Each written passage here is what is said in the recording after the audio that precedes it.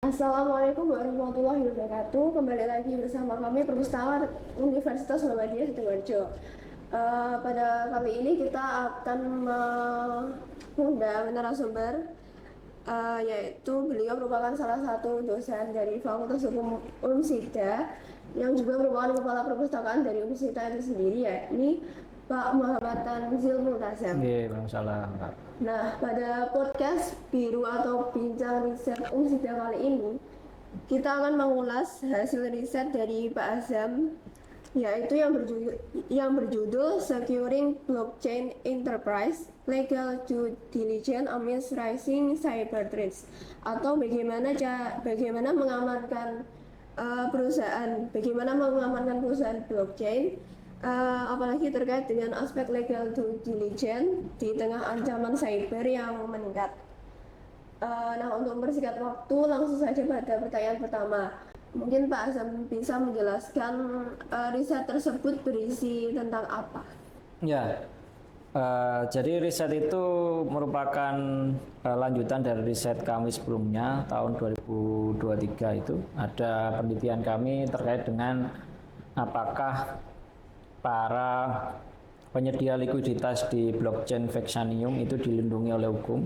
Kemudian di situ kami menemukan bahwa ternyata masih rentan adanya suatu bentuk pembatalan kontrak secara sepihak, ya, di mana karena sifat anonymity dari kontrak blockchain, maka ada satu unsur dalam perjanjian itu dimungkinkan dapat dibatalkan, ya, karena kita nggak mengetahui apakah yang berhadapan dengan yang melakukan kontrak dengan kita itu orang yang cakap hukum atau tidak, ataukah orang yang sesuai dengan legal standingnya atau tidak. Nah, di penelitian yang terbaru ini kami lebih fokus pada meneliti apakah perusahaan-perusahaan yang menggunakan ledger atau buku besar di berbasis blockchain itu dia aman dalam tanda kutip kita memberikan investasi pada perusahaan tersebut, ya, karena yang jarang, masih bukan jarang, di Indonesia masih kurang sekali literasi memanfaatkan dari perusahaan-perusahaan yang dia berbasis blockchain, karena di Indonesia masih sebatas melakukan pembelian dari aset kripto, tidak pada bagaimana memanfaatkan perusahaan-perusahaan berbasis blockchain ini untuk kita bisa mendapatkan suatu bentuk keuntungan. Tapi kebanyakan hanya membeli aset kripto dan mendapatkan margin atau trading dari aset kripto itu. Padahal hal-hal sesungguhnya yang dari munculnya teknologi blockchain ini adalah bagaimana perusahaan bisa memanfaatkan teknologi blockchain ini agar usahanya lebih aman, lebih secure, dan lebih transparan, dan user akhirnya menjadi merasa terlindungi karena transparansi tersebut. Nah, dan akhirnya kita mencoba menganalisis apakah memang benar-benar aman, apakah semua perusahaan berbasis blockchain itu dia aman gitu.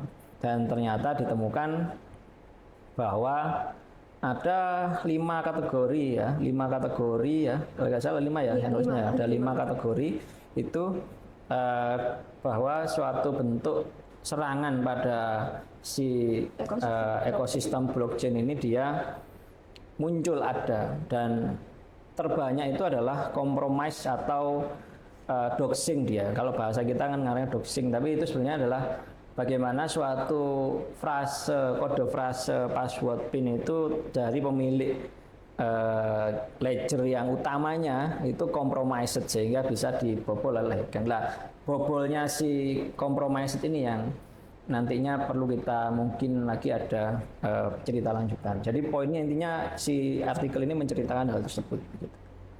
Ya, baik.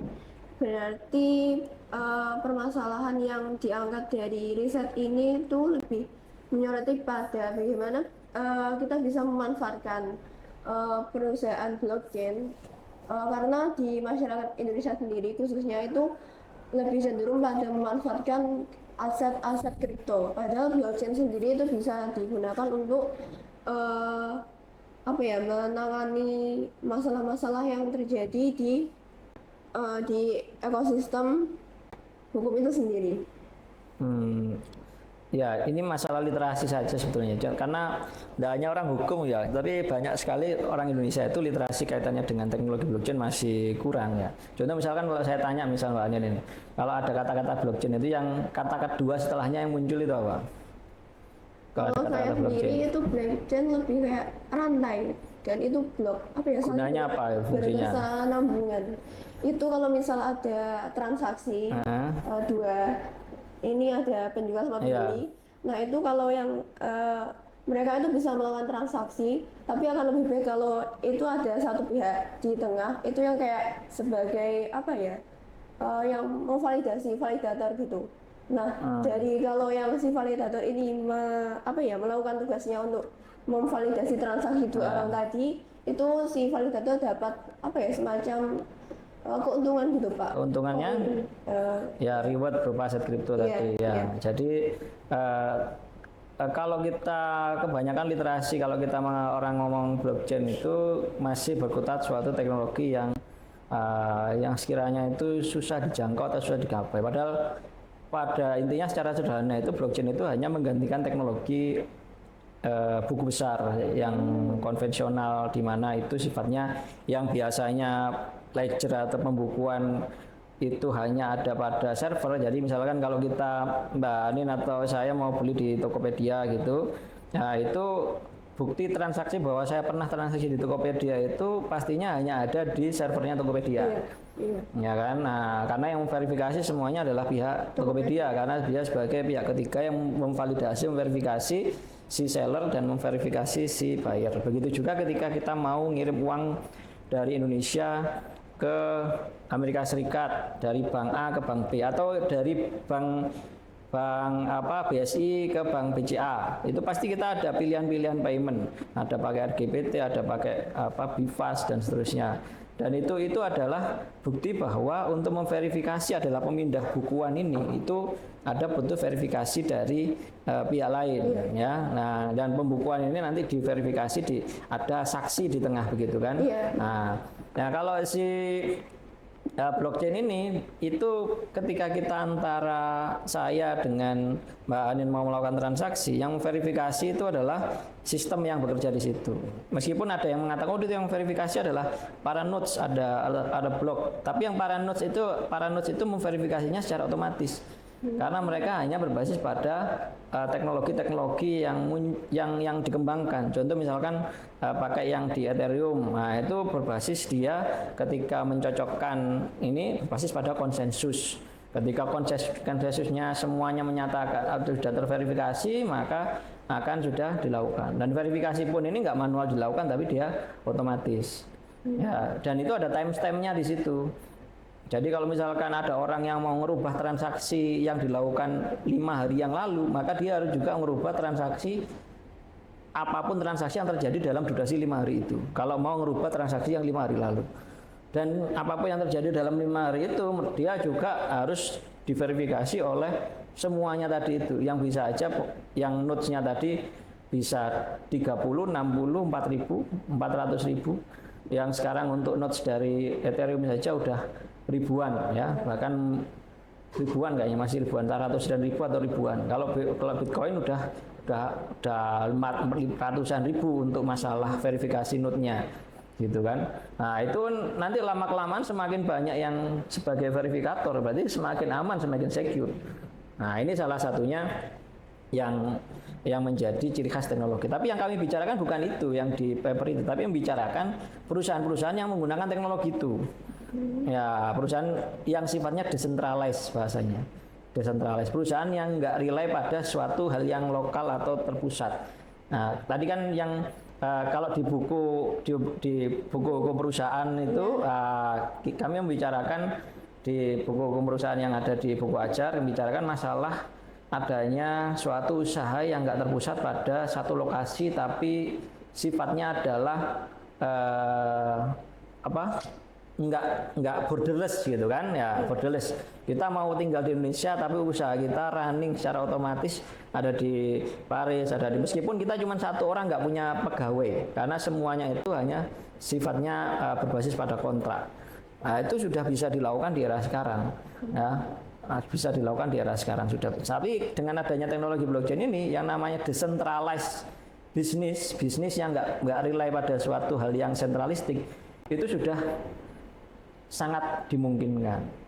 Contoh yang seperti muncul ada namanya realty.com, kalau nggak salah realty.com, realty.org. Dia realty ini dia menjual suatu properti real estate kepada para orang lain, dan kemudian kalau dia udah laku, dia akan bagi ke holder token yang memiliki token realty. Nah, dia juga bisa mengoperasikan aset. Jadi misalkan dia mau beli nih aset di Amerika Serikat di daerah wilayah California, ada satu rumah dia beli. Dia beli uang ini dengan cara patungan. Patungannya bagaimana? Patungan dari menjual token-token. Jadi satu token senilai Rp500.000, dan pembelinya nggak hanya dari orang Amerika Serikat, bisa seluruh dunia. Dikumpulkan ada 1 juta orang, muncul jadi 500.000 kali 1 juta berarti 500 miliar kan gitu. Bisa beli rumah ini tadi. Setelah terbeli rumah, dia sewakan, terus dapat keuntungan per tahun. Keuntungan per tahun ini dibagikan kepada holder tadi, pemilik token. Nah, konsep seperti ini akhirnya muncul nanti bisa saja kita memiliki suatu bentuk properti di luar negeri dan kemudian berbasis hanya pada kepemilikan kita pada suatu bentuk token. Iya, token. Yang kita kenalnya sebagai ada NFT gitu kan, non fungible token. NFT itu sebenarnya adalah kepemilikan kita pada suatu aset digital, tapi sekarang ada yang bahasanya NFT 2.0, di mana aset digital itu juga menjadi bukti kepemilikan kita terhadap aset real. Ada yang menjual NFT, kemudian dia aset realnya adalah champagne atau wine gitu. Ada yang jual NFT, aset realnya adalah betul-betul rumah beneran. Gitu. Jadi kita kalau beli NFT itu nggak sekedar aset digital, tapi kita juga memiliki kepemilikan dari suatu bentuk aset fisik. Gitu. Nah, banyak lagi contoh perusahaan lainnya. Ya. Ya. Nah, itu adalah sekilas dari penjelasan tentang blockchain itu sendiri ya, Pak. Berarti dengan hadirnya blockchain yang diterapkan di perusahaan-perusahaan itu berarti juga mempermudah bagaimana perusahaan itu bekerja gitu kan. Kalau misalnya ada transaksi antara dua pihak itu, kalau semisal belum menggunakan blockchain itu masih harus menggunakan pihak lain sebagai validator. Nah, sementara dengan hadirnya blockchain sendiri itu mempermudah karena itu sudah otomatis begitu ya, Pak. Dan di penelitiannya Pak Azam ini itu lebih berfokus untuk memahami kerentanan yang dihadapi dari perusahaan blockchain ketika ada dibobol oleh sistem gitu, Pak. Ya, jadi poinnya adalah ketika tadi itu kan ada sifat yang borderless tadi ya, sifat yang anonymity, sifat yang borderless. Kita nggak membicarakan suatu bentuk blockchain yang private chain atau private blockchain. Kan ada istilah private blockchain, ada public blockchain, ada yang hybrid blockchain. Nah, yang kita bicarakan di sini adalah public blockchain, di mana blockchain itu sifatnya transparan. Coba misal kita lihat di Ethereum scan, Etherscan gitu. Kemudian kita lihat ke Sonic Scan, kita lihat ke BTC Explorer. Ketika buka, kita tahu per detik ini yang bertransaksi siapa. Identitas ini dengan identitas ini, dengan pada smart contract X gitu. Nah, kemudian kita yang transaksi di Ethereum Scan, blockchain Ethereum itu siapa? Itu kita udah jelas. Nah, ini yang dinamakan sebagai public blockchain. Jadi ibaratkan buku besar dari perusahaan itu kelihatan langsung ini transaksi ini dengan, tapi nggak tahu ini siapa. Tapi kita tahu bahwa identitas kita, karena kita ketika transaksi kita dapat punya identitas, identitas kita tahu sudah sukses transaksinya. Jadi kita transparan, ini uang kita terkirim sukses atau uang kita itu tercancel, uang kita lari kemana, itu transparan. Nah, itu bayangkan kemudian hal yang sifatnya borderless ini juga pastinya memiliki resiko-resiko yang juga borderless gitu. Yang resiko-resiko yang bisa dari mana saja lokasinya. Nah, contoh usaha yang berbasis blockchain lain adalah simpan pinjam.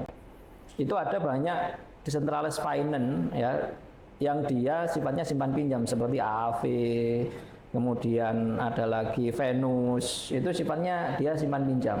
Nah, kalau kita simpan pinjam di situ dan kemudian ternyata orang yang pegang ledger utamanya itu dia compromised atau diambil, tahu ada seorang jahat yang tahu kodenya tadi, liquidity yang di dalamnya itu ya bisa drain, bisa diambil kan liquidity-nya ya, atau dia bisa manipulasi proses transaksi karena dia bisa merubah proses smart kontraknya tadi ya. Nah, itu juga dimungkinkan hal itu terjadi karena ada compromise. Nah, beberapa waktu lalu contohnya seperti kayak ada di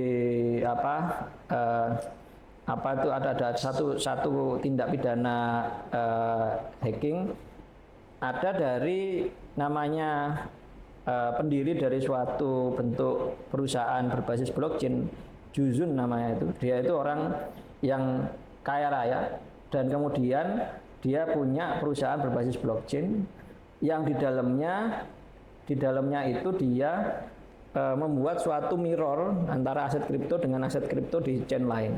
Nah, proses mirror ini itu ada satu lokasi smart contract yang berisi likuiditas dari semua aset kripto yang di mirror tadi. Jumlahnya sekitar berapa ratus miliar gitu kan. Itu ada di situ. Ya, ledger yang dimasukkan ke sini kompromis ya. Nah, sing kompromis adiknya sendiri. Nah, sama seperti itu. Jadi orang terdekat dia tahu bahwa kakaknya itu dia punya akses ke ledger yang ini, ya, yang buku besar yang ini. Dia akhirnya melakukan draining ini, dipindah semua ke lokasi lain, dilakukan pencucian uang pakai Tornado Cash, pakai Zcoin, pakai Monero segala macam. Akhirnya dia nggak trace mau kemana, sampai sekarang kasusnya masih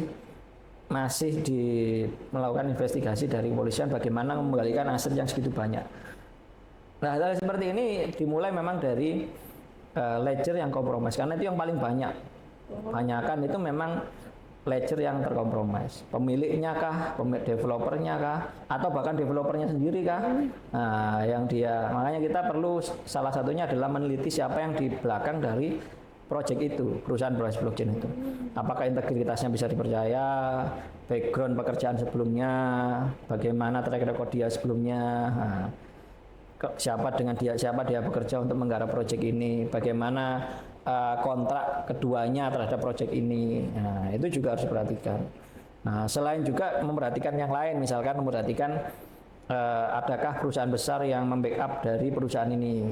Nah, karena kan biasanya ada funding yang masuk untuk membiayai suatu project. Nah, next. Ya, berarti itu contoh beberapa kerentanan atau masalah yang mungkin muncul dari penerapan perusahaan blockchain itu sendiri. Nah, itu tadi di judul ada istilah legal due diligence, yang digunakan untuk bagaimana kita bisa memanfaatkan itu dalam memitigasi risiko-risiko yang muncul di perusahaan blockchain. Nah, terkait legal due diligence yang dijelaskan pada riset ini itu seperti apa, Pak? Ya, legal due diligence itu ada satu artikel lain yang dari kami itu standar melakukan uji tuntas hukum. Itu ada satu lagi di situ sudah kami jelaskan bagaimana standarnya proses untuk melakukan uji tuntas hukum. Yang pada intinya adalah setiap seorang pembeli itu harus berhati-hati, waspada dari apa yang akan dia jual, akan dia beli. Si penjual juga harus waspada dari siapa yang akan beli. Nah, dua hal ini, kewaspadaan ini diwujudkan dalam bentuk uji tuntas. Nah, uji tuntasnya itu kalau dalam proses uji tuntas itu ada banyak, ada uji tuntas teknis, uji tuntas finansial, uji tuntas hukum. Ya, jadi tiga ini yang menjadi core dari proses uji tuntas. Uji tuntas operasional, uji tuntas finansial, dan uji tuntas hukum. Nah, salah yang kita ambil di sini adalah legal due diligence atau uji tuntas hukum. Nah, kalau uji tuntas hukum itu core-nya ada dua dia. Core-nya yang pertama adalah apakah yang usaha tadi itu dia sesuai dengan peraturan perundangan yang berlaku. Yang kedua, apakah usaha tadi nggak bermasalah dengan pihak ketiga atau pihak lain. Ya, Yang pada poinnya di sini untuk diterapkan pada badan usaha yang berbasis pada blockchain ini agak menjadi kabur atau rumit untuk ditelusuri karena tadi itu yang sifatnya anonim. Ya, kita nggak tahu secara pasti ini yang bikin siapa untuk perusahaan berbasis khususnya yang decentralized exchange. Kalau yang sudah centralized yang centralized contohnya kayak realty tadi itu kita masih ketahuan itu yang jelas gitu orangnya. Kalau yang exchange juga sama kita bisa tahu misalnya kayak Binance, Tokopedia, toko kripto, kemudian Indodax kita bisa tahu semuanya ini pemiliknya siapa, kita bisa track record sedikit. Tapi kalau sudah decentralized exchange dan seterusnya itu kita akan sulit untuk menelusurinya. Ya, tapi kita menelusurinya akhirnya dari mana? Ya dari mengidentifikasi smart kontraknya. Apakah smart kontraknya itu di dalamnya terdapat suatu bentuk poin-poin dari kontraknya itu yang bisa dimungkinkan adanya kerugian bagi kita. Nah, contohnya misalkan pernah saya itu menemukan ada suatu decentralized exchange yang dia ketika kita menaruh likuiditas aset kripto di sana, itu kita nggak bisa narik lagi. Jadi dia setelah kita naruh itu ternyata masuknya nggak masuk ke wallet publik, tapi masuk ke wallet privat, yang akhirnya nggak bisa kita tarik ulang, nggak bisa kita tarik kalau yang bersangkutan nggak menyetujui. Nah ini yang seperti itu yang perlu ditahu dan itu tentunya perlu dipelajari. Ya, kita nggak mungkin bisa memahami itu secara langsung lihat smart kontraknya ada tulisan kayak kita ngelihat kontrak gitu. Oh, jika pihak satu setuju nggak ada. Itu bentuknya semua coding script. Nah, itu yang perlu kita pelajari di situ. Nah, bagaimana codingannya bekerja. Kalau codingannya ternyata oh ini kok larinya ke sini, ke wallet ini gitu, bukan ke lari ke smart kontraknya. Nah, ini perlu dicurigai. Ya, hal-hal sederhana seperti itu yang paling gampang. Tapi yang lebih complicated lagi juga ada. Nah, pada poinnya kita perlu meneliti dari smart kontraknya tadi. Ya, berarti untuk legal due diligence yang dibahas pada riset ini itu untuk mendeteksi dan mengantisipasi terjadinya serangan-serangan yang mungkin dialami oleh perusahaan blockchain.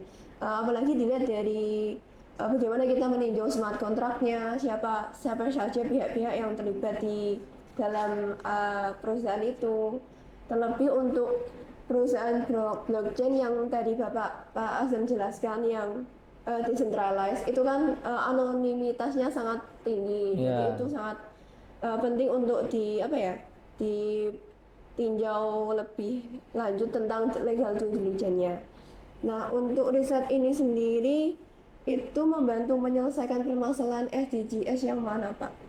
Kalau riset ini itu khususnya ke SDGs yang masalah hukum ya dan keadilan serta tapi juga bisa SDGs yang kaitannya dengan empowerment, meningkatkan perekonomian. Nah itu juga bisa juga untuk karena kan di sini kita membantu para masyarakat aktivis dari cryptocurrency maupun teknologi blockchain itu lebih aman untuk memanfaatkan ekosistem blockchain ya.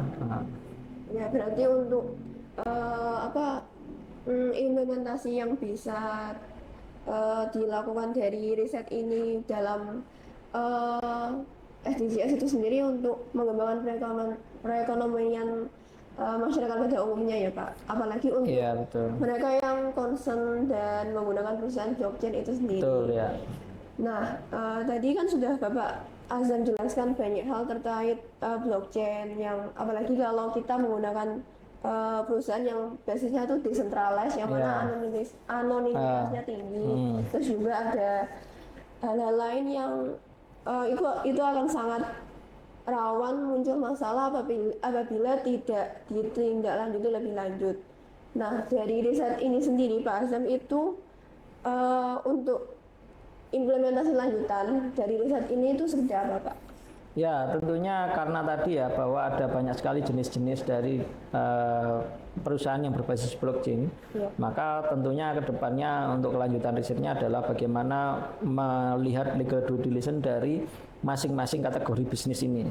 Karena ada bisnis yang lending dia, simpan pinjam gitu, ada seperti AAV, Venus. Kemudian ada juga bisnis yang decentralized exchange ya. Jual beli aset kripto berbasis pada desentralisasi, itu seperti kayak PancakeSwap, kemudian ada Uniswap, ada yang di SpookySwap dan seterusnya, itu ada banyak. Kemudian ada yang sifatnya agregator untuk yield agregator, itu maksudnya kita tinggal naruh aja aset kripto di situ, kemudian dia akan bertumbuh dengan sendirinya, menggulung dengan sendirinya. Itu seperti kayak manajer investasi di reksadana begitu. Nah, itu juga ada yang perusahaan bisnis itu seperti itu juga. Ada juga perusahaan exchange, centralized exchange kayak Binance, Toko Kripto dan seterusnya. Ada juga perusahaan-perusahaan yang lainnya yang berbasis pada aset fisik kayak realty token tadi itu. Nah, itu juga perlu untuk dicek legal due karena akhirnya beda-beda itu legal due diligence-nya. Iya, berarti untuk pengembangan lanjutan lebih pada bagaimana peninjauan legal due diligence dari masing-masing perusahaan, karena setiap perusahaan blockchain sendiri itu juga memiliki SOP atau standar yang berbeda-beda, yang itu nggak bisa disamaratakan begitu ya? Iya, pastinya karena karakteristik dari bisnisnya beda. Iya. Ya, karakteristik dari bisnisnya beda. Iya, terima kasih Pak Azam Iya, sama-sama. waktunya. Iya.